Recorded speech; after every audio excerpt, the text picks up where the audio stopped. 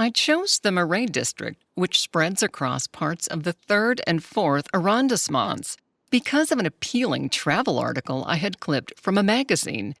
It described the Marais area as a romantic neighborhood of narrow cobblestone streets, unique 17th century buildings, medieval homes, elegant boutiques, lively outdoor cafes, and fun cottage shops.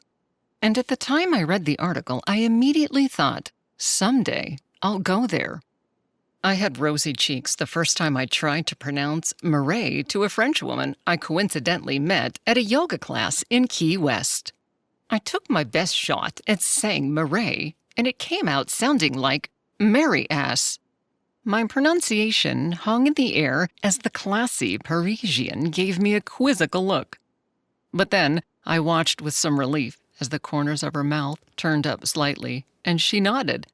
Next, she pronounced the word with a kind of flair only the French can execute. Marais. And this would be the first of many awkward moments of me blundering foreign words. My charming boutique hotel, St. Paul Le Marais, was in a delightful, bustling area dotted with budding artists, upcoming clothing designers, highly colorful and creative jewelry makers, antique shops, and cafes, all artfully strung along a maze of narrow, winding streets. Surprisingly, I found many designer shop owners sitting inside their boutique shops at industrial sewing machines or working with stones and soldering tools while designing dazzling accessories. Very, very, very cool. Having breakfast in basements was becoming my new normal as I found my way, via a tiny, well-worn elevator, to the utmost inviting French breakfast room I could have imagined. The sweet aromas of freshly baked pastries and morning coffee filled my senses. At the same time, my eyes took in a plentiful buffet that included croissants, preserves, cheeses, fresh fruits, cereals, and juice. While wearing ruffled aprons over simple blue dresses, the friendly young female servers welcomed me with a frothy cappuccino in a porcelain cup every morning, leaving me happy and rejuvenated. After spending the first night in my cramped single room, I upgraded to a double.